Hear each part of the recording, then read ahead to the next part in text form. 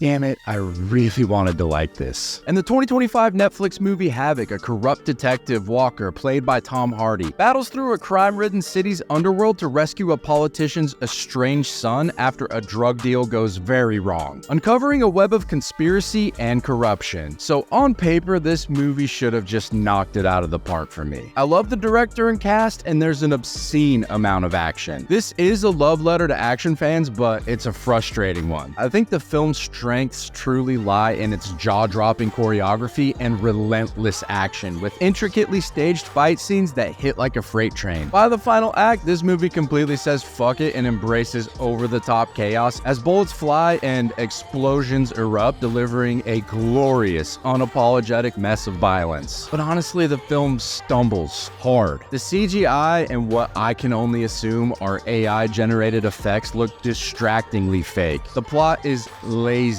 cloaked in convoluted twists that fail to mask its simplicity. Tom Hardy makes another weird choice for his voice, and his mumbled dialogue is near incomprehensible, and the supporting cast in this feels flat, with zero emotional depth or likable characters. The shaky camera work and frenetic editing make the action hard to follow, turning what should be thrilling sequences into a headache-inducing blur. While I thought the relentless pace and bloody mayhem were fun, by the end they just become exhausting, and the manic style sacrifices clarity for intensity. Havoc wants to be a modern hard-boiled, but it feels like it's running on meth-fueled fumes. It lacks the heart or precision of its inspirations. All in all, I'd say it's a very mixed bag. There's a ton of fun for action junkies, but it's frustratingly shallow. Too much noise!